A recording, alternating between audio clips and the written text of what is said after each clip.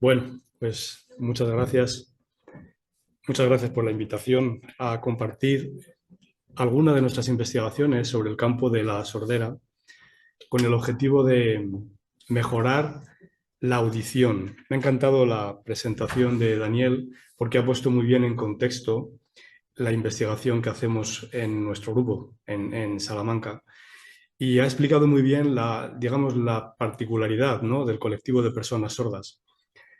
Nuestra investigación se centra sobre todo en mejorar la calidad de la tecnología para que las personas que tienen algún tipo de deficiencia auditiva puedan comunicarse mejor oralmente, si así lo desean, porque es cierto que hay personas que tienen dificultades auditivas y prefieren comunicarse utilizando otros medios. Y lo más importante, y lo comparto totalmente, es que cada uno se comunique de la forma que quiera, pero que se comunique. Entonces, nuestro objetivo es ayudar a aquellas personas que tienen problemas de audición a comunicarse mejor de una forma verbal. Voy a empezar por presentarme, aunque luego a lo largo de la charla tendré la oportunidad de presentaros nuestro grupo de investigación y algunas de las cosas que nosotros hacemos en este tema. Yo soy físico de formación, aunque soy catedrático de otorrinolaringología. Es decir, es una cosa rara, un híbrido translacional desde la ciencia básica a la ciencia aplicada. Hice mi tesis doctoral en el Laboratorio del Habla y la Audición en una universidad británica, en la Universidad de Loughborough, hace ya muchos años. Y después me incorporé a España, fui de los primeros contratados Ramón y Cajal, después de trabajar unos años en una facultad de medicina. Y actualmente trabajo en la Facultad de Medicina, pero la investigación la hago en el Instituto de Neurociencias de Castilla y León. Entonces, nuestra investigación básicamente combina física, acústica, combina neurociencia auditiva, combina biología, fisiología, medicina, y obviamente tratamos con personas que tienen audición normal, pero también con personas que tienen problemas de audición. Todo lo que hacemos tiene como objetivo desarrollar, como he dicho, nuevas tecnologías. Entonces vamos a ver concretamente, bueno, algunas de las cosas que hacemos. Esta es un poco la estructura de la charla. Quería empezar por dar algunas cifras para que veamos qué es esto de la discapacidad auditiva, de la deficiencia auditiva y cómo afecta. Estos son datos de la OMS, son antiguos del año 2021, pero las cifras no van a menos, sino que si acaso van a más. Como podéis ver ahí, la Organización Mundial de la Salud en el año 2022 calculó que 1 de cada 5 personas tiene algún tipo de discapacidad auditiva y en el año 2050 serán 1 de cada 4 personas. También calculaba que son 430 millones de personas en todo el mundo las que necesitan algún tipo de tratamiento para la deficiencia auditiva. Esta cifra casi se ha duplicado a día de hoy. Recuerdo que estos son datos de 2021. Como sociedad, el coste de no tratar las deficiencias auditivas se estima que es 980.000 millones de dólares anuales, que es una barbaridad. Estoy hablando en la sociedad en su conjunto. Y que merece la pena invertir tanto en mejorar la comunicación, en mejorar la tecnología, porque el retorno de la inversión por cada dólar es de 16 dólares. Es decir, la inversión en mejorar la ciencia, mejorar la tecnología, es muy rentable. ¿Cómo afecta la deficiencia auditiva a las personas que tienen algún tipo de deficiencia auditiva? No solo sordera, antes Daniel lo ha explicado muy bien, hay personas que tienen pérdidas auditivas leves, moderadas, severas o sorderas profundas, pero todas ellas tienen algún tipo de dificultad de la que voy a hablar ahora. Una dificultad es que las personas con deficiencia auditiva tienen dificultad para comprender el habla. ¿Qué quiero decir con esto? Bueno, aquí veis en esta gráfica que depende del tipo de hipoacusia o de pérdida auditiva, la dificultad puede ser de un tipo u otro, tener una consecuencia u otra, pero lo más importante es que necesitan sonidos más intensos de lo normal para reconocer, por ejemplo, el 50% de las palabras que oyen. Con suerte, si la hipoacusia es de tipo conductivo, si aumentamos mucho el volumen de la voz o utilizamos audífonos, esas personas pueden llegar a reconocer hasta el 100%. Pero si la hipoacusia es de tipo neurosensorial o de tipo retrococlear, luego veremos qué es esto, no llegarían incluso a reconocer el 100% de las palabras, incluso con audífonos o con implantes cocleares. Las dificultades son especiales, sobre todo en ambientes ruidosos. Esta imagen ilustra cuánto ruido toleran las personas en función de la pérdida auditiva media que tienen Y como veis, a mayor pérdida auditiva, la relación señal-ruido es más positiva y por tanto peor.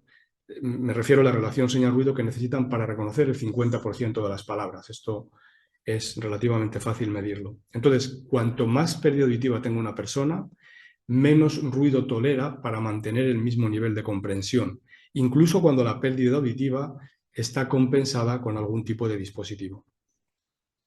También las personas con deficiencia auditiva tienen dificultad para localizar los sonidos. Aquí vemos, por ejemplo, en una prueba que se puede hacer en el laboratorio, donde presentamos sonidos en diferentes posiciones y medimos cuál es el lugar del que perciben las personas que procede el sonido. Suele haber un error entre lo que yo percibo y donde creo que viene el sonido. Bueno, pues el error medio en las personas normoyentes es de 5 grados. En cambio, en personas hipoacúsicas es de 10 en promedio, y si la hipoacusia o la pérdida auditiva es unilateral, puede ser casi tan grande como localizar por casualidad. Es decir, la línea gris que veis ahí o la zona gris que veis ahí es localizar, es chance level, es localizar por casualidad. La deficiencia auditiva también afecta al rendimiento escolar, es lo que ha explicado antes también Daniel. En algunos estudios se estima que 1 de cada 3 niños con hipoacusia repite curso. Esto no es porque los niños con hipoacusia tengan menos capacidades cognitivas, que lo ha explicado antes muy bien Daniel, no, es que según este modelo de las capacidades cognitivas de Kahneman, si una persona con audición normal dedica parte de sus capacidades cognitivas a reconocer los sonidos, le quedan muchas más capacidades para memorizar o procesar la información que recibe. En cambio, las personas que tienen deficiencia auditiva necesitan dedicar más capacidad cognitiva a reconocer, con lo cual le queda menos capacidad para procesar o memorizar. De ahí que a veces tengan, bueno, pues lo que se denomina fracaso escolar. También sufren más fatiga mental, digamos que acaban el día más cansados. En este estudio se midió la calidad de vida de niños con deficiencia auditiva en diferentes aspectos de la vida, y básicamente la idea de la imagen es que, o de los resultados que muestra el estudio, es que los niños no oyentes reportan, en un cuestionario en concreto de calidad de vida, reportan mejor calidad de vida que los niños hipoacúsicos. Curiosamente, las personas adultas hipoacúsicas son más sedentarias que las personas adultas que no lo son, que no son hipoacúsicas, me refiero. En algunos estudios calculan que de media una persona con deficiencia auditiva pasa 34 minutos al día más digamos, en actividades sedentarias que las personas normoyentes. Y eso tiene, claro, puede producir mayor riesgo de salud a largo plazo. Los ancianos hipoacúsicos muchas veces se sienten más solos que los ancianos de la misma edad que oyen de forma normal o casi normal. ¿Aislados por qué? Pues porque si tienen que estar pidiendo continuamente que le repitan las cosas, si tienen que estar, no sé, colocándose en posiciones particulares de una sala, en un grupo de amigos, esto al final a ellos mismos les resulta molesto. Es que tengo que preguntar, le tengo que decir a mis amigos que me repitan y es que ya me canso de insistir, ¿no? Esto hace que estas personas se aíslen y, por tanto, el aislamiento pues, tiene otros riesgos, ¿no? Entre ellos, por ejemplo, mayor riesgo de depresión. Esto es una frase muy conocida, pero que viene muy bien para explicar lo que acabo de decir. Helen Keller era una persona sordociega, aún así tuvo mucho éxito, fue política, escritora. Ella decía que la ceguera nos aísla de las cosas y la sordera nos aísla de las personas. Por eso las personas con deficiencia auditiva suelen o pueden llegar a aislarse. Este estudio ha sido bueno, muy importante y muy impactante en la comunidad que nos dedicamos a esto de la investigación en deficiencia auditiva, porque hicieron una revisión bibliográfica y estudiaron los factores de riesgo para sufrir demencia en la tercera edad y descubrieron que la hipoacusia, es decir, la pérdida auditiva no tratada a una edad media, entre 50 años, 60 años, es el factor de riesgo prevenible más grande para evitar la demencia en la tercera edad. Es decir, si pudiéramos tratar la hipoacusia de forma correcta, reduciríamos en un 8% el riesgo de sufrir demencia cuando nos hacemos mayores. ¿A qué se deben ¿a qué se debe la pérdida auditiva o las deficiencias auditivas? Lo primero es entender que oír es una función cerebral. El oído es fundamental porque el oído es el medio de transmisión El sonido, obviamente, es una onda acústica que tiene que estimular el nervio auditivo y de ahí el resto de células del sistema auditivo central, de neuronas auditivas. Pero el oír es una función cerebral. Entonces, en cambio, la pérdida de audición, lo que llamamos habitualmente pérdida auditiva, suele ocurrir en el oído. Puede deberse a un daño en el oído medio, es decir, el sonido no se transmite correctamente desde el aire al oído interno, que es esa estructura que veis en la imagen en forma de caracol. Puede deberse a un daño en lo que yo denomino el amplificador coclear. En el oído tenemos células ciliadas externas e internas. Las externas, que son las que están marcadas con la cruz azul, actúan como una especie de amplificador de sonidos de baja intensidad. Y también puede deberse la pérdida auditiva a un daño en el micrófono coclear.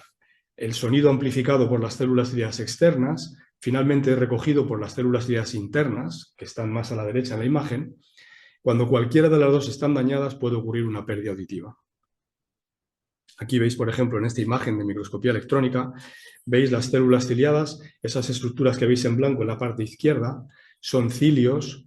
Veis que hay una fila de células ciliadas internas y hay tres filas de externas con sus correspondientes cilios.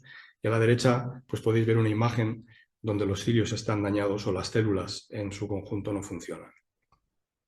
Pero también existe un tipo de deficiencia auditiva que se ha dado en llamar pérdida auditiva oculta, que ocurre cuando alguien dice que oye pero no entiende. Porque, como he dicho antes, la pérdida auditiva tiene que ver con el mal funcionamiento del oído, pero la pérdida auditiva oculta puede ocurrir cuando el oído funciona de manera correcta y aún así las personas tienen dificultad para comprender lo que oyen, sobre todo cuando hay ruido.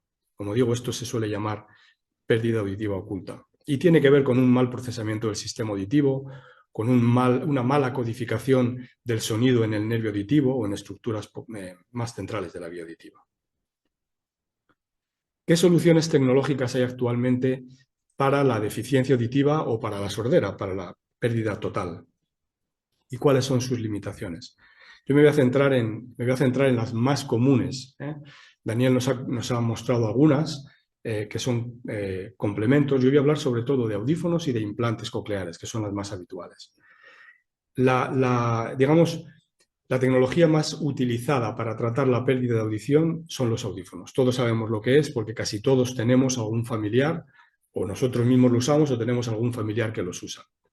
Los audífonos son básicamente amplificadores de sonido, pero no son amplificadores de sonido, como diría yo, convencionales. Están muy bien diseñados para que amplifiquen aquellos sonidos que el oyente no es capaz de detectar, aquellos donde tiene más pérdida auditiva. Hay personas que tienen pérdida de alta frecuencia y por tanto no perciben los sonidos agudos. Lo que hacen los audífonos es amplificar esos sonidos agudos sin amplificar los sonidos graves que la persona sí oye de forma natural.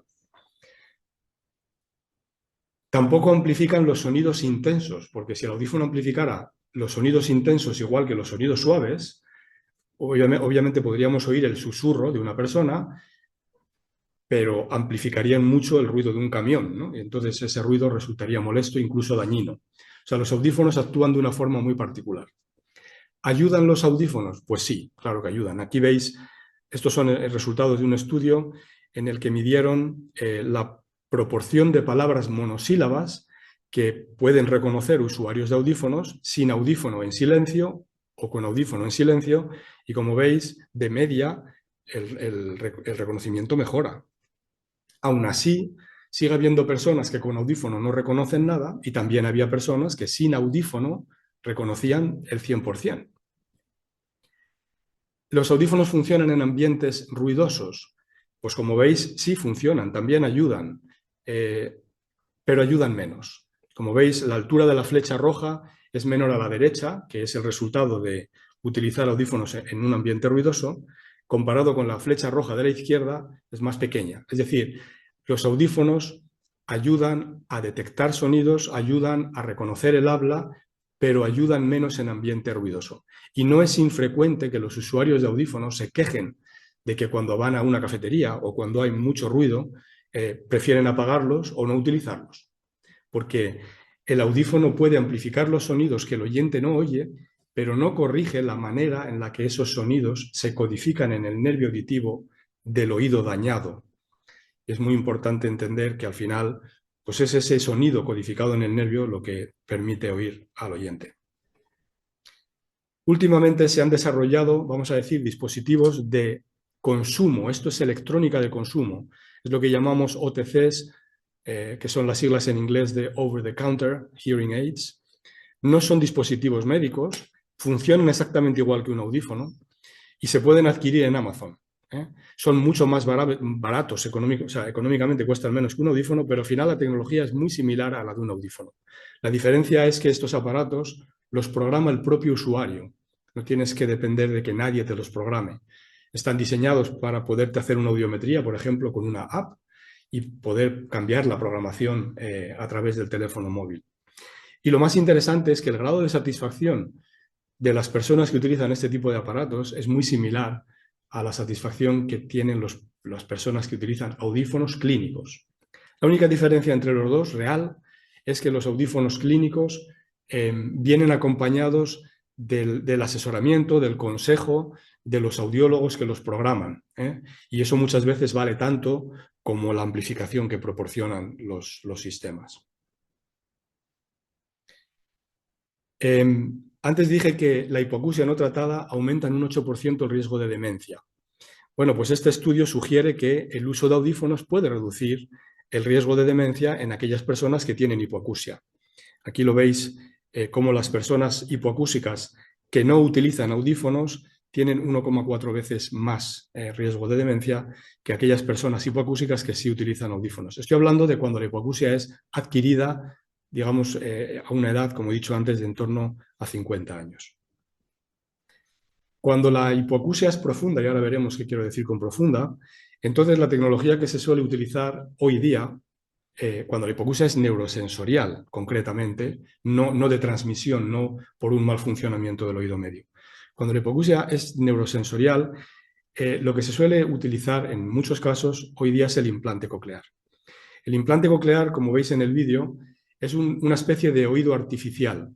Es un dispositivo que estimula el nervio auditivo con pulsos eléctricos. Tiene una parte externa, que es el procesador de sonidos, que puede parecer un audífono, como con una antena redondita. Ese procesador de sonidos, el papel que tiene es el de analizar el sonido y transformarlo en un patrón de pulsos eléctricos con el que el implante va a estimular el nervio. Digamos que con un pulso eléctrico, un pulso eléctrico presentado directamente al nervio auditivo, una persona puede oír un sonido. La clave está en cómo tiene que ser el patrón de pulsos eléctricos para que la persona no solo oiga, sino que entienda lo que oye y, por supuesto, sobre todo en ambientes ruidosos.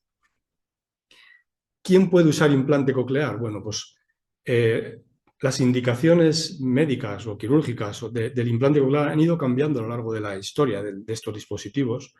Y como veis en esta imagen, actualmente ya empiezan a considerarse candidatos a implantes personas que tienen una pérdida auditiva severa o incluso moderada si su reconocimiento de palabras no es tan bueno como cabría esperar. Hoy día, una persona con 60 decibelios de pérdida auditiva y que no reconozca o que reconozca menos de un 60% de palabras sueltas, ya podría ser considerado un candidato a implante coclear.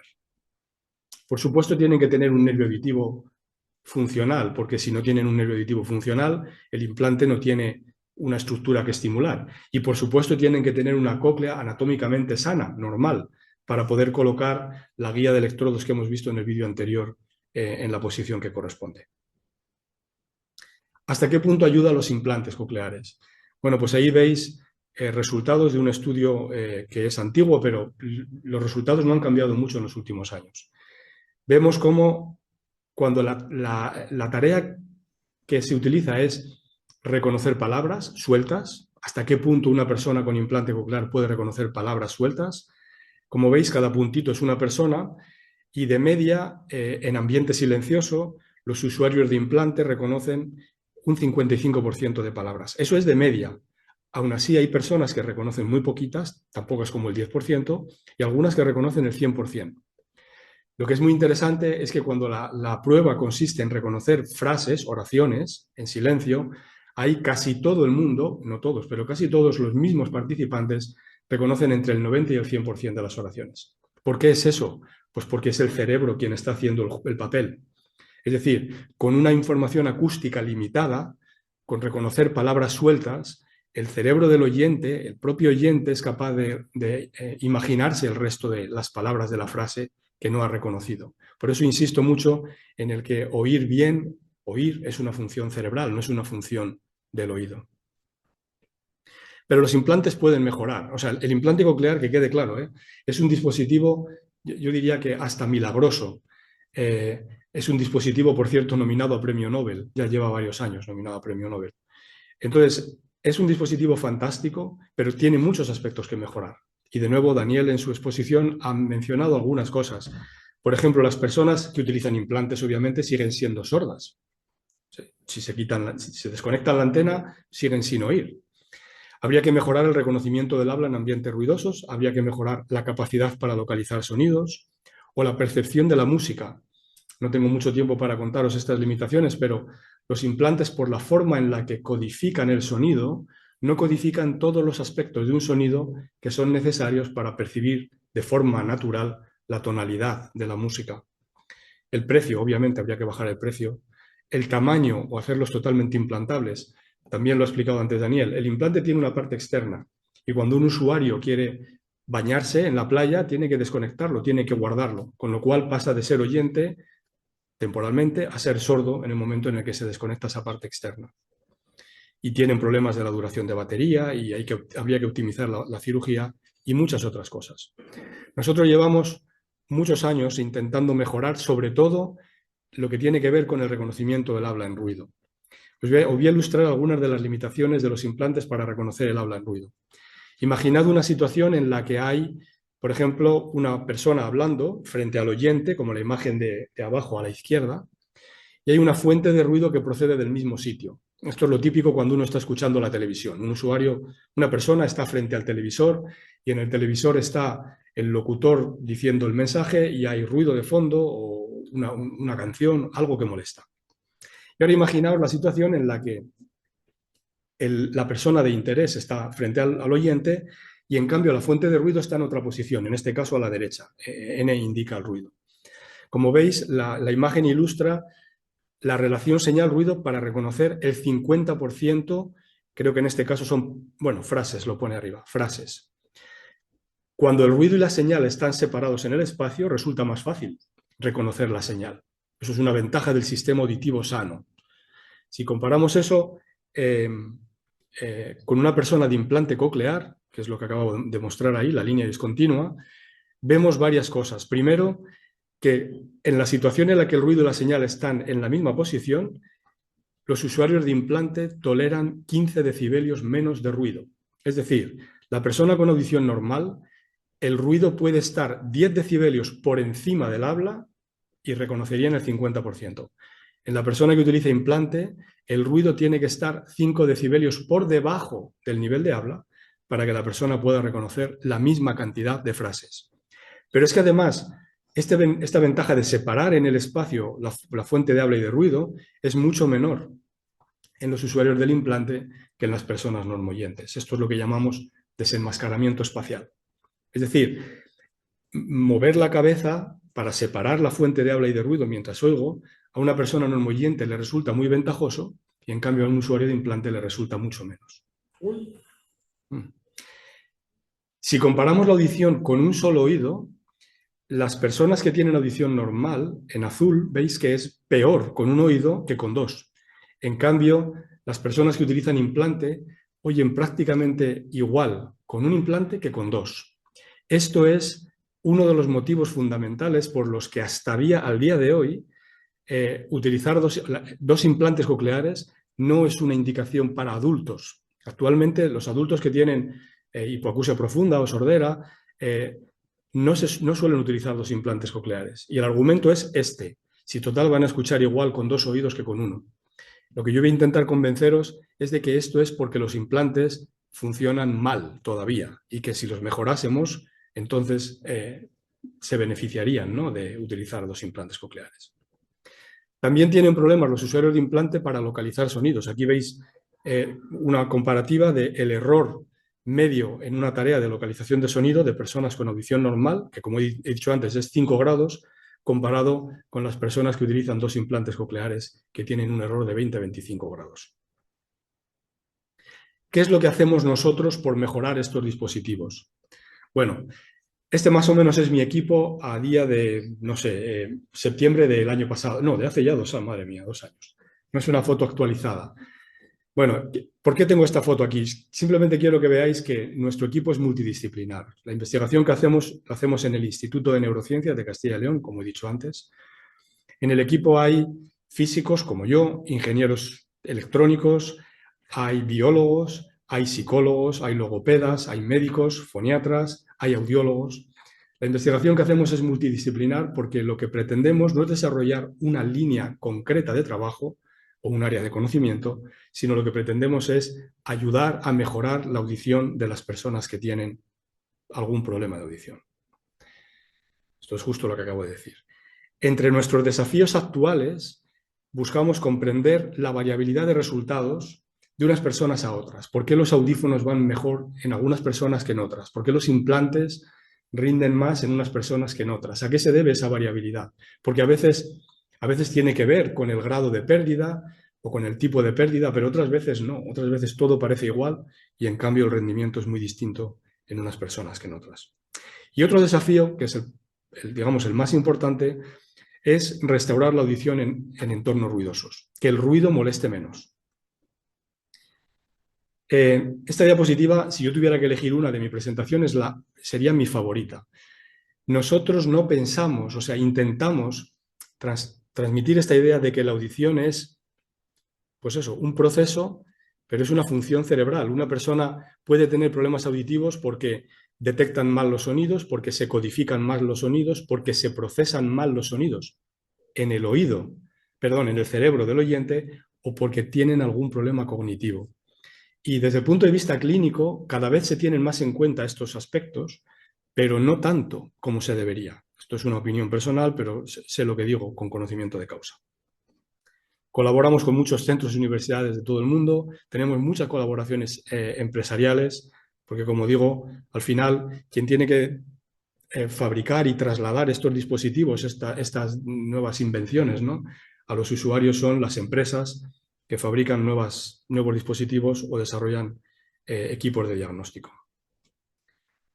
Tenemos varios proyectos en marcha financiados por distintas entidades. Solo voy a daros una pincelada de uno de los proyectos que tenemos en marcha, que tiene que ver con mejorar la audición de los usuarios de implante y de audífonos, consiguiendo un procesamiento binaural más parecido a cómo funciona el cerebro sano. Esto es lo que llamamos, estrategia MOC. La idea es muy sencilla. La idea es que nuestros 2 oídos no son detectores de sonidos independientes. El sonido que recibo por un oído envía señales al cerebro que envía señales al oído contrario y viceversa. Es decir, los sonidos que detectamos por un oído están controlando el funcionamiento del oído contrario. También controlan el funcionamiento del propio oído, es decir, hay una realimentación. Esta realimentación contralateral y también ipsilateral, pues posiblemente ayuda a entender el habla en ambientes ruidosos, ayuda a oír cuando hay ruido. Y lo que ocurre en los usuarios de implante coclear es que incluso si le damos 2 implantes, cada implante funciona como un detector de sonidos independiente del otro.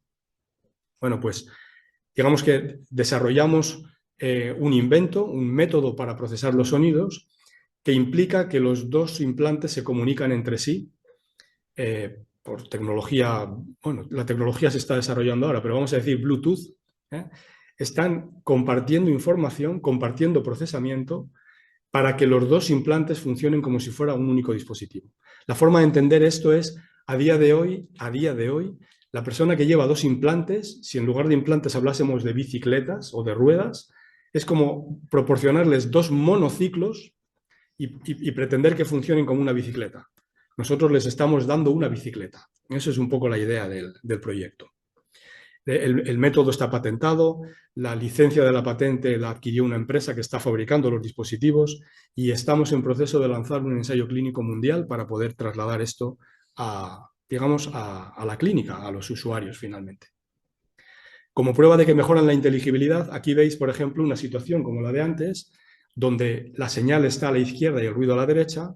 Hemos medido el umbral de recepción verbal, es decir, la relación señal-ruido para reconocer el 50% de frases, y lo que veis con STD es la forma estándar de hacer las cosas y MOC es la forma bioinspirada de hacer las cosas, y en esa imagen cuanto más abajo significa que toleran más ruido y reconocen mejor el habla en ruido, y como veis, los 5 primeros pacientes que evaluamos con esta estrategia obtenían una mejoría en esa situación. Cuando la fuente de ruido está enfrente y el habla a la izquierda, prácticamente todos, menos los que ya oían bastante bien, también mejoraron. Y cuando el habla y el ruido están enfrente, en general no hubo mejoría, estadísticamente tampoco hubo un empeoramiento. Estos resultados fueron los primeros de todo, ya publicados hace, no sé, 2016, hace 10 años. En promedio, lo que veis es que hubo una mejora significativa en la cantidad de ruido que pueden tolerar en 2 de las posiciones que evaluamos, y no hubo un empeoramiento cuando el habla y el ruido estaban enfrente. Claro, esto implica, nuestro invento implica cambiar la forma en la que funcionan estos aparatos a día de hoy. Ahora lo que estamos viendo es cómo incorporarlos a los dispositivos actuales sin tener que cambiar el proceso de producción, que es muy importante, o sea, hacerlo más factible, ¿no? Entonces, en lugar de cambiar lo que llamamos la etapa de compresión, que es lo último que haría un implante coclear convencional, vamos a hacer el procesamiento de sonido, que los dos oídos se comuniquen, digamos, en la parte de audio, justo después de recoger el micrófono la señal. Es decir, estamos haciendo que sea más factible y además aplicable a cualquier pareja de dispositivos, no solo implantes. Podríamos utilizar este invento con 2 audífonos, con un implante y un audífono, con cualquier pareja de dispositivos. Otro invento que hemos desarrollado es mejorar la audición en ruido atenuando los sonidos que están del lado contrario al de escucha. Es decir, la idea es la siguiente: cuando una persona utiliza 2 implantes o 2 audífonos, en una situación como la que estáis viendo en la imagen, los aparatos lo que suelen hacer es priorizar o privilegiar los sonidos que vienen de frente. Aquí la idea es, el oyente probablemente lo que quiere es entender a la persona que está frente a él, no frente a ella. Y para eso se pueden diseñar su funcionamiento para que tengan diagramas de polaridad como los que veis en la imagen. Pero esto implica que las 2 personas que tienen frente a él estarían siendo escuchadas por igual en el oído izquierdo y en el oído derecho. Es decir, reciben 2 señales correspondientes a 2 personas, pero están mezcladas en los 2 oídos. Eso no es muy natural, de hecho no es lo que nuestro cerebro o nuestros oídos hacen, y lo que hemos nosotros desarrollado es un sistema para que los procesadores de los audífonos o de los implantes apunten cada uno a su lado, de una forma inteligente, ¿eh? Esto es bastante más complicado que decirlo así, pero el concepto es este. En lugar de tener 2 aparatos que apuntan al frente, tener 2 aparatos, cada uno apunta al lado que le corresponde. Esto implica que el oído izquierdo recogería más la voz del señor naranja y el oído derecho recogería más la voz del señor rojo. Y entonces es el propio oyente el que decide si atender al oído izquierdo o al oído derecho, en función de si quiere oír a una persona o quiere oír a otra, en lugar de tener las 2 personas igual de presentes en los 2 oídos, que es algo bastante más complicado para el cerebro. Aquí veis, por ejemplo, el beneficio que aporta esto también en comparación con no utilizar este sistema en diferentes condiciones de escucha. La idea es que en promedio, cuando hay varias fuentes de ruido y demás, aporta un beneficio de 2 a 3 decibelios de media, ¿eh? Porque hay personas, claro, que pueden tener beneficios de 5 decibelios o incluso hasta casi 8 decibelios. ¿En qué trabajamos ahora? Pues en implementar estas técnicas, estos inventos, en dispositivos clínicos, como he dicho, en implantes y audífonos, y en evaluarlos en entornos mucho más realistas. De hecho, como digo, estamos fabricando, junto con una empresa en concreto, prototipos para poder evaluarlos en la vida real. Además, para conseguir nuestra misión, esto no quería dejar de contároslo, hemos impulsado la puesta en marcha de un grado universitario. No solo hacemos investigación, también hacemos docencia. Yo estudio en la Universidad de Salamanca. Y hace 2 años empezamos a impartir un grado en audiología general. Es un grado de 4 años, igual que cualquier otra titulación universitaria, que dará lugar después a estudios de máster y de doctorado. Bueno, ¿cuál es el futuro? Es la última diapositiva que me queda, yo creo. Como veis aquí, el reto no es oír o detectar sonidos. Yo diría que eso está conseguido y está muy superado. El reto es mejorar la calidad de vida de las personas que tienen algún tipo de discapacidad auditiva. Mejorando los sistemas, porque los sistemas son muy mejorables en muchos aspectos. Yo os he hablado de cómo mejorar sistemas binaurales. Otras personas están trabajando en desarrollar sistemas totalmente implantables, que no tengan parte externa. La inteligencia artificial, ¿qué voy a contaros de inteligencia? Antes preguntaban por ahí. Digamos que las técnicas que nosotros estamos desarrollando consisten en inspirarnos en el cerebro y digamos, reproducir en el funcionamiento de los dispositivos el funcionamiento natural del cerebro. Pero hay toda otra línea de trabajo que consiste en utilizar la inteligencia artificial para reducir el ruido, por ejemplo. No se trata tanto de amplificar la señal de interés como de extraer la señal y transmitirle al oyente una señal limpia, que puede ser con la voz del hablante o puede ser con la voz de otra persona. ¿Me explico? O sea, sistemas de extraer el habla en ruido, llevarlo a texto y de texto a habla otra vez.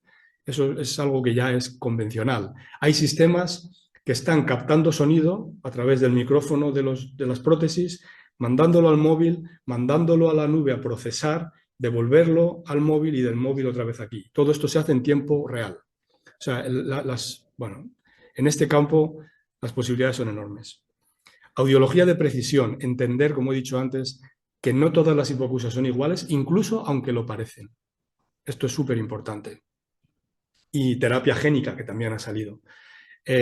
Afortunadamente, hay ya algunos tipos de hipoacusia o sordera que no es necesario tratarlas con implantes, se pueden curar, que no es lo mismo. No es lo mismo tratar que curar. Todavía no hay soluciones, vamos a decir, clínicas, está en etapa de ensayo clínico, o sea, en etapa de desarrollo, pero aquí el campo es enorme. También es cierto que sirven para sorderas con un componente genético importante y de momento las exitosas se han centrado en un tipo de sordera asociado a una mutación concreta, el gelotoferlina, y hay otras muchas que todavía están en desarrollo. Bueno, para concluir, la deficiencia auditiva es un serio problema de salud, incapacita a las personas de muchas formas y es costosa para la sociedad. La tecnología actual es necesaria, obviamente, de forma voluntaria, como decía antes Daniel, es necesaria, es eficaz, pero tiene muchas limitaciones. Antes hemos dicho que con un implante una persona puede oír, puede comunicarse, pero si se quita el implante, deja de oír, deja de comunicarse verbalmente. Y, por supuesto, incluso con el implante no oyen de forma normal. Tienen muchas limitaciones. Nosotros intentamos mejorar esto con investigación translacional y formación universitaria en audiología, y el futuro solo nos depara muchas posibilidades. El futuro está por definir, pero lo que tenemos en marcha es enorme.